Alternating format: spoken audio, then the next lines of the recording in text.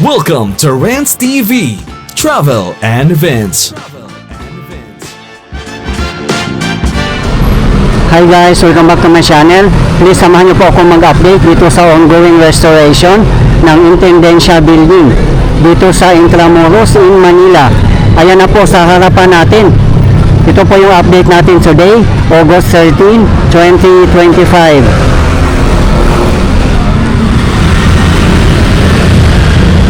Napakaganda po ng design ng building na to kasi symmetrical architecture po ito or neoclassical. Kaya yun naman po talaga ang mga sinaunang building. Meron po itong dalawang atrium sa gitna. At yung mga gilid naman po niya ay meron na pong mga roofings. Ang Intendencia Building ay nakaharap po ito sa Plaza Mexico. Ayan po ang Plaza Mexico or Pasig River Esplanade. Ayun naman po ang Binondo Intramuros Bridge. Time check 5:15 PM local time. Kaya marami na pong namamasyal ngayon dito. Wednesday na Wednesday po ngayon. At mabuti po, maganda ang weather ngayon, walang ulan.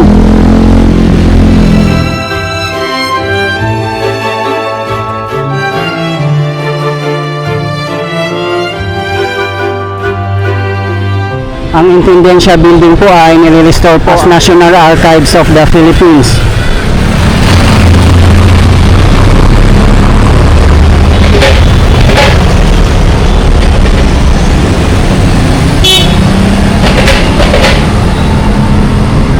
Ayun lang po ang Soriano Avenue na kung saan ang BF Condominium. At ito po ang kahabaan ng Magallanes Drive. Ito naman po ang Plaza Mexico or Pasig River Esplanade.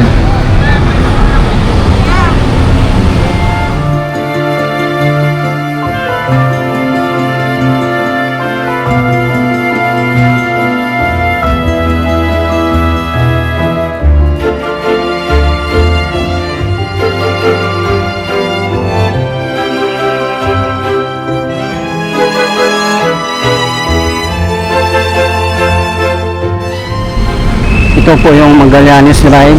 Sa mga nagtatanong po ng parking, marami din po dito kung mamasyal po kayo ng Pasig River Esplanade.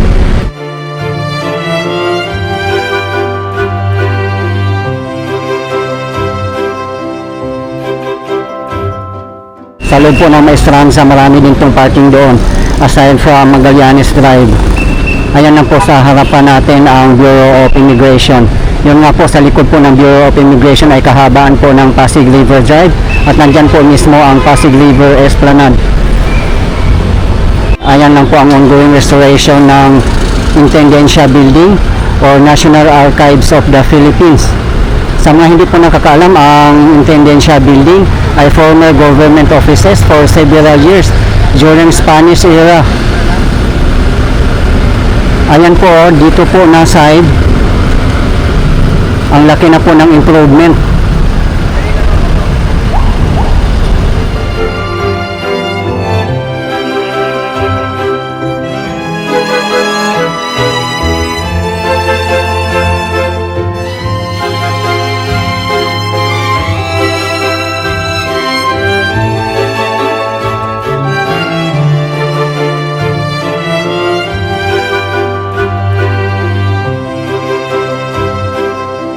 Matraffic po dito ngayon kasi rush hour na po. Ito po yung palabas papuntang Loton. Palabas din po itong Binondo.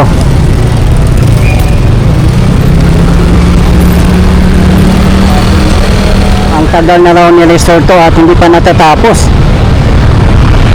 Pero ito medyo palapit na po itong matapos guys as you can see.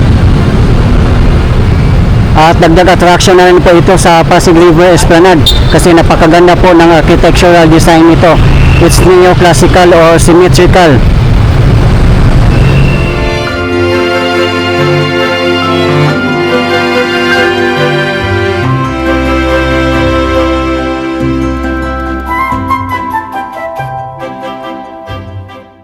Ito naman po ang kahabaan ng Muralla Street. Napakaganda po ng Muralla Street guys. Huwag niyo pong i-miss mag-walking dito. Ayan po.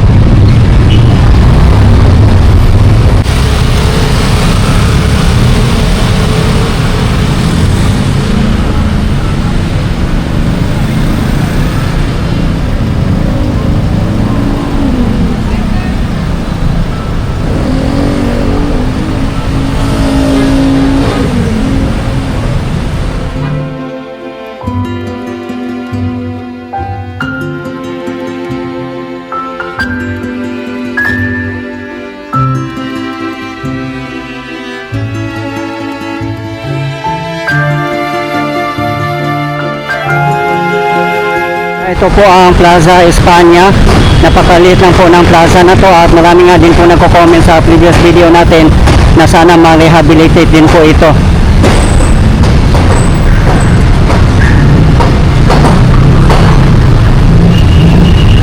Ayan po sa tapat natin ang BF Condominium.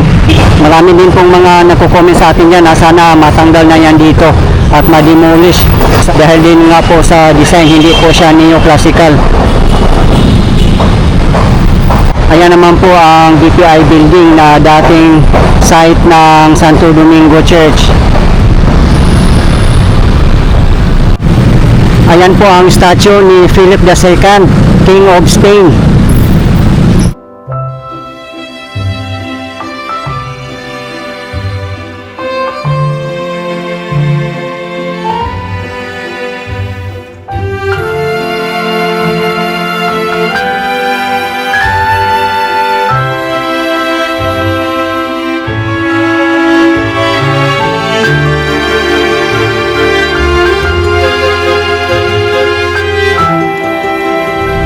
Sana po guys, so lahat ng mga old buildings o yung mga sinaunang building ay marireserve po yung lahat kasi napakaganda po tingnan.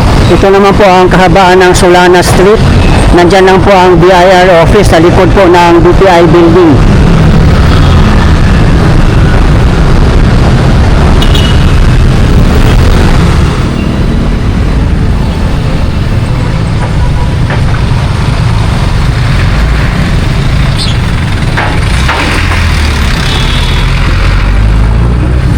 Ayan lang po ang the iconic Binondo Intramuros Bridge at may Jollibee po dito. Yan po ang pinakamalapit na Jollibee sa Pasig River Esplanade. Ayan po, kung gusto nyo pong sumakay ng kalesa, marami po dito sa Intramuros. Ayan lang po, sa bandang unahan ang Pasig River Esplanade Phase 3. Ito po yung kahabaan ng Soriano Avenue. Ito po yung main road ng Intramuros. Dito po mismo ang sentro ng Intramuros. As you can see, marami nga po mga spaghetti wires dito. Sana po makakaroon po sila ng underground cabling system para mas maganda tingnan at organized. Lalo na po dito po ang sentro ng Intramuros. Marami po makakainan dito. Ayan po, unang-una ang Jollibee, merong Max's, Uncle John's, at doon po sa bandang unahan, marami pa po.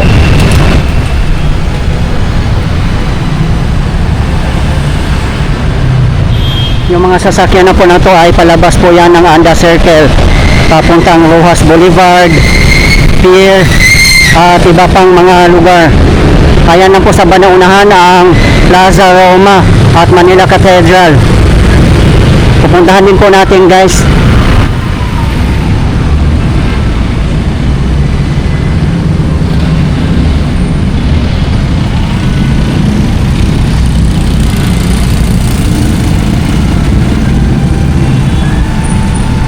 Ayan po sa tapat natin ang Bacolod Chicken and Barbecue House.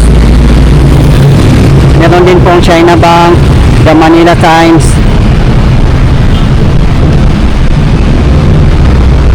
At ito po sa side natin ang BF Condominium.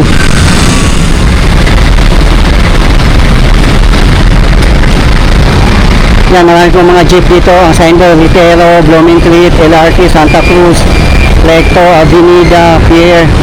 Yan po ang mga signboard. Ayan po sa tapat natin ang Figaro. Meron din pong Palawan Pawn Shop, Bank of Commerce.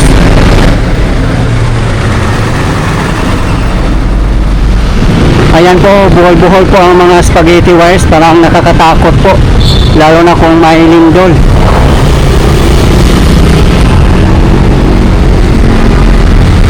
Ayan, may Metrobank po, LBC.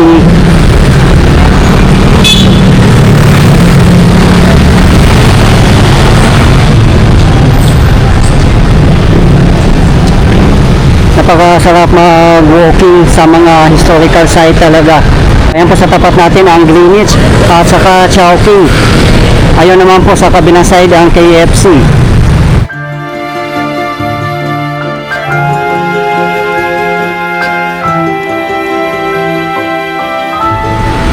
Ayan lang po ang KFC. Kung didiretso nyo po yan ay papunta po ng Fort Santiago. Ito po yung kahabaan ng Cabildo Street. Kung tutumbukin po natin to ay palabas papuntang Rizal Park. Ayan, napakaganda po ng Bureau of the Treasury na building.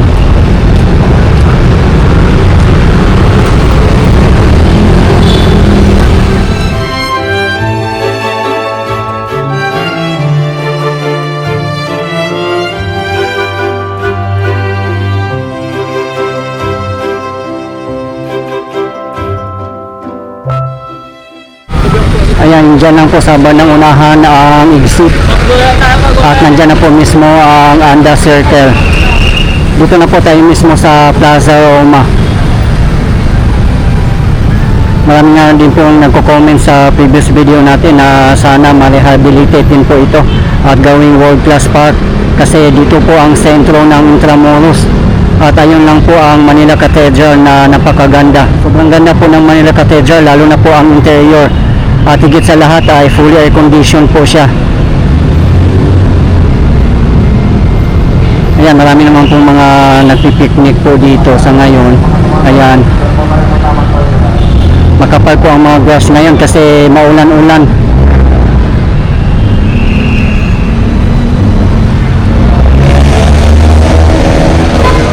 Time check 6 PM local time. Po sa labasan ng Plaza Roma, marami pong mga nakaabang na mga kalesa po dito.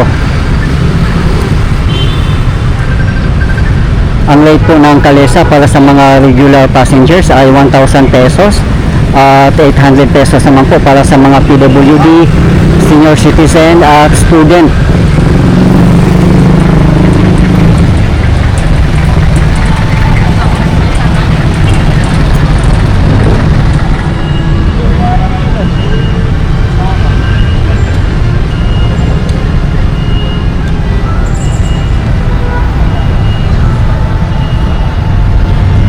Ayan po ay monument ni Charles IV, King of Spain.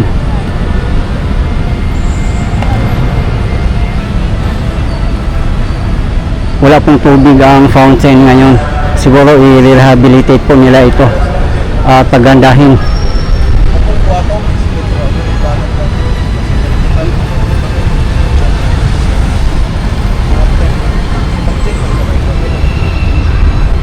Ayan, dito naman na side may konting grasses lang dahil din po siguro sa mga ugat ng puno. Diba guys, kung may mga grasses no, hindi pwedeng apakan kasi mamamatay po talaga siya. Keep off the grass po. Pati dito na side po, pa ilan-ilan lang po ang mga grasses dito. Siguro mamamatay po siya sa ugat ng mga puno.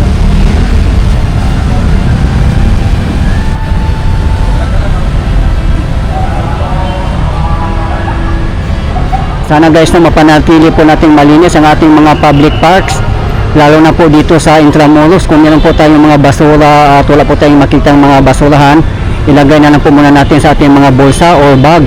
Saka na po natin itapon kung meron po tayong makitang mga basurahan para mapanatili po nating malinis ang ating kapaligiran.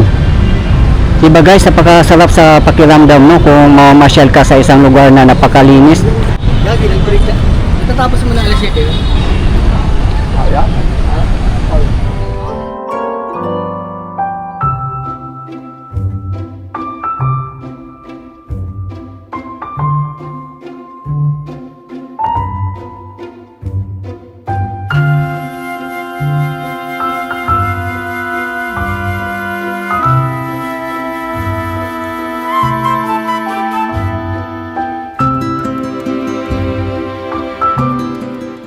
Dito na po tayo sa kahabaan ng General Luna Street. Ayun po sa tapat natin ang Palacio del Gobernador o Comelec Office. Meron din pong banseto dito. Araw-araw din yata itong may banseto dito. Ayan po oh. Yung pinakadulo po nito ay Fort Santiago.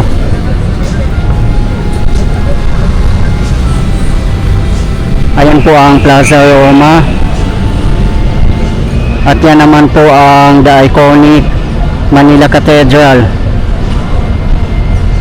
At ito po yung kahabaan ng General Luna Street. Ang exit po nito ay papuntang Rizal Park. Pwede rin pong lakarin guys kung gusto nyo pong mamasyal sa Rizal Park, napakalapit lang po. At kung mamasyal po kayo dito sa Intramuros, huwag nyo pong i-miss mag-walking dito sa kahabaan ng General Luna Street as well as Moralia Street, ay napakaganda po talaga.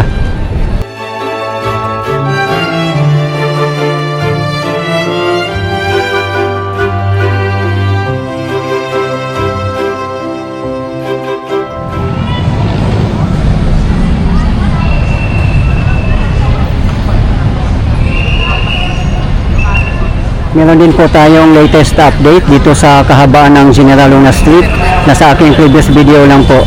Kasi kagad na inom page.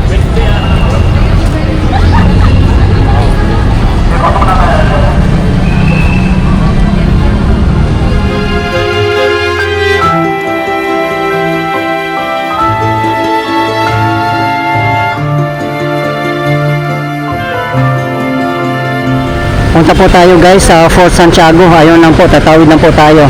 Napakalapit lang po dito. Ito po yung kahabaan ng Soriano Avenue.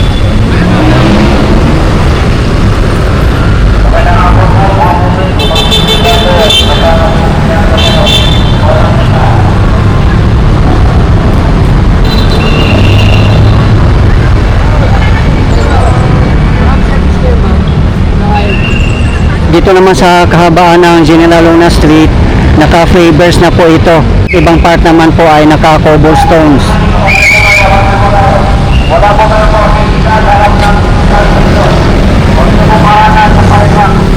Ayun lang po ang exit. Ayan lang po ang gate labas po. Dito naman po ang former site ng the Royal Audience of Manila. Once stood on this site, 1788 to 1863. At ngayon po ay Intramuros Fire Station na po.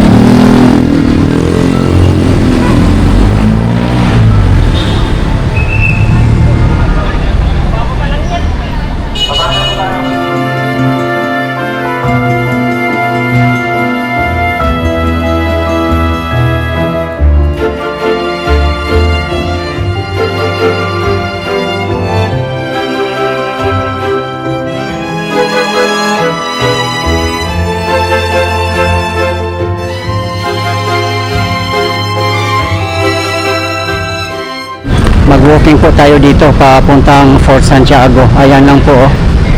Few steps away lang po.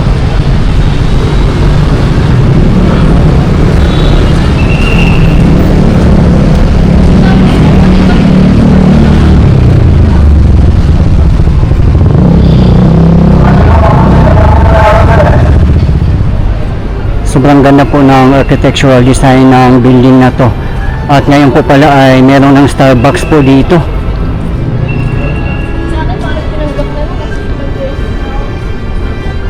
Wow, perfect po dito ang location ng Starbucks. Kasi harapan po niya ay Fort Santiago. Ayan po, oh. Napaka-social ng Starbucks po dito.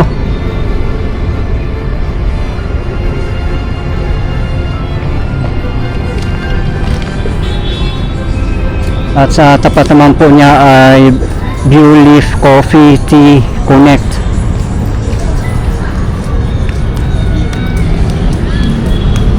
Ayan lang po ang Manila Cathedral. Diyan po tayo galing. Ayan na po ang gate ng Fort Santiago. Ito po yung exit. Doon po ang entrance. Sa mga hindi po nakakaalam, meron din pong gate doon sa Fort Santiago Esplanade.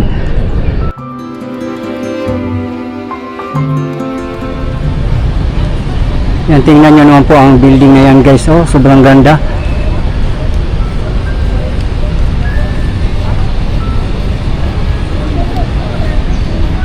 Diyan naman po na street ay kahabaan po ng Arzobispo Street.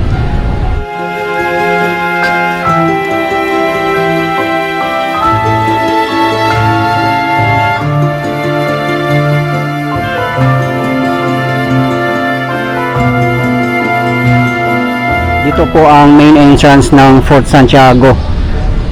Sa mga hindi po nakakaalam, ang entrance fee Para sa mga regular visitors ay 75 pesos. At 50 pesos naman po para sa mga senior citizen, PWD, and student. Operating hours Monday to Friday 8 a.m. to 10 p.m.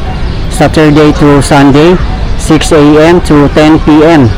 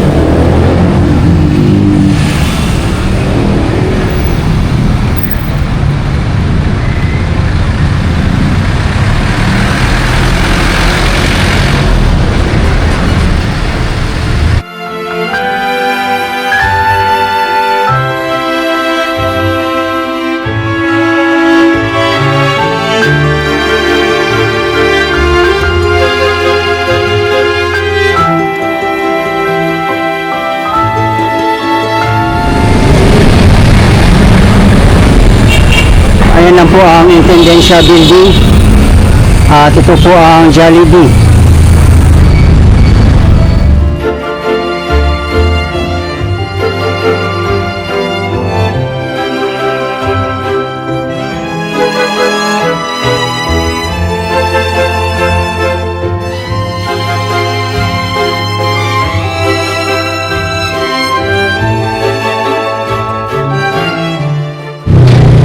Ayun po yung sa tapat natin ang Binondo na napakaganda.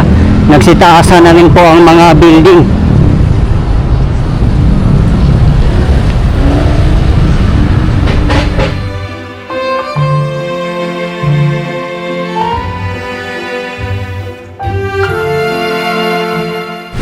Dito po tayo ngayon nakapwesto sa Binondo Intramuros Bridge. Ayan po, kahit 6 p.m. na po, meron pong nagtatrabaho sa loob. At may mga backhoe po tayong nakikita dito at ibang mga workers. Siguro po 24 hours po ang operation po nila dito. Sa mga hindi po nakakaalam, dito po dumadaan lahat ng mga sasakyan na may signboard South Intramuros at Pier 15. Dito po sa kahabaan ng Magallanes Drive.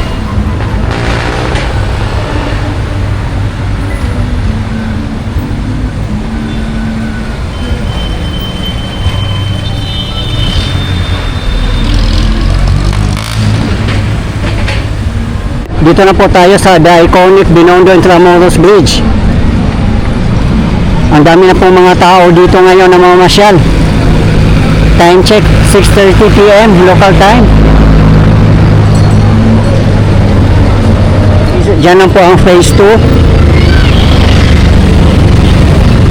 Yan naman po ang Plaza Mexico.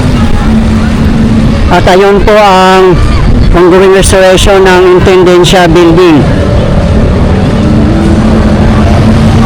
Yun naman po ang phase 3.